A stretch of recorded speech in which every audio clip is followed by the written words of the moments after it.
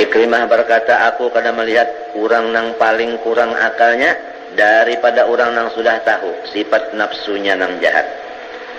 Tetapi masih katuju hatinya supaya manusia menyebutkinya alim dan bagus. Nafsu itu sebenarnya bunga. Nafsu itu sebenarnya jahat. Lalu orang nang sudah tahu inya bisi nafsu, lalu merasa dirinya bagus. Bukan itu kurang benar ngarannya akal. Merasa dirinya alim, kurang benar akal. Lagi sekali nah. Nafsu itu sifatnya bunga. Kalau orang nang sudah tahu seorang ini bisi nafsu, nafsu tadi sifatnya bunga, merasa alim, bukan akalnya kurang tuh. Makanya akalnya waras, tetap merasa dirinya jahil. Karena dirinya itu nafsu. Nafsu itu sifatnya jahil. Demikian jualah nafsu itu sifatnya adalah jahat. Maka barang siapa yakin nafsunya jahat, lalu merasa di hatinya seorang itu menjadi orang yang soleh, seorang ini soleh, maka itulah orang yang kurang akal. Jadi sebaliknya, apabila orang yakin bahwa dirinya jahil serta dirinya jahat, itulah orang yang sempurna akalnya. Karena memang nafsu itu adalah jahil dan jahat. Sifat nafsu jahil dan jahat. Seorang ada bisi nafsu itu, lalu merasa seorang ini alim, merasa seorang soleh, kenapa tak? Ngarannya kada apa? Wala budda liqulubil mu'minina an tattali'a ala su'i sariratihi. Dan pasti orang banyak akan melihat kejahatan hatinya nang merasa soleh dan merasa alim itu kena. Artinya mesti supan kena, ketahuan orang kena. Wa qul i'malu fasayarallahu amalakum wa rasuluhu. Ya kan? Ketahuan orang kena. Jadi kita apabila ingat lawan nafsu, insya Allah tak kada mau merasa alim, kada mau merasa soleh. Asal ingat lawan nafsu. Tapi kalau kada ingat lagi lawan nafsu, ia nang merasa soleh, merasa alim. Ya tak? Tuhan madakan inna nafsala ammaratun bisu. Inya madakan nafsunya itu alim, lagi soleh, tak pelampang lawan Quran, sudah.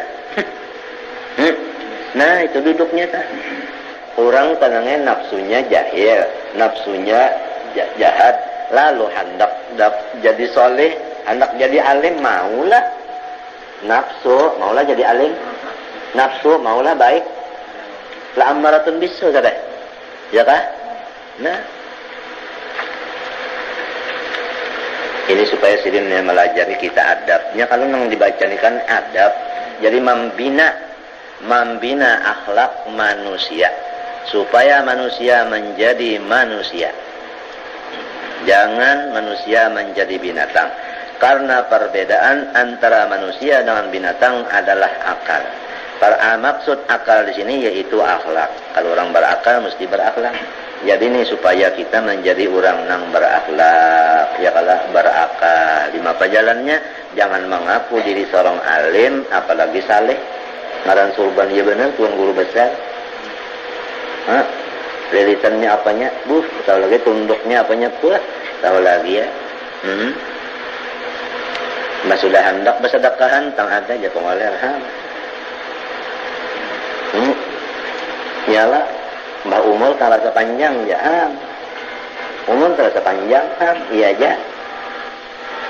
Yalah, tanah banyak bisihan, duit banyak bisihan, rumah banyak bisinya, iya aja.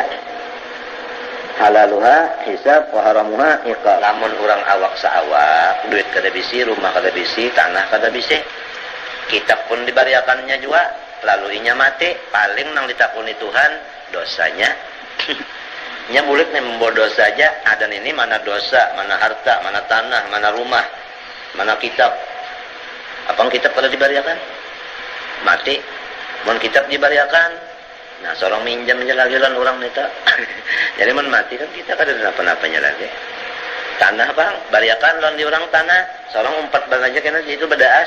Nah, kada ditakuni ulah. Rumah bang, entah, seorang umpat bedaas saja. Nah, iya aja kada ditakuni lagi.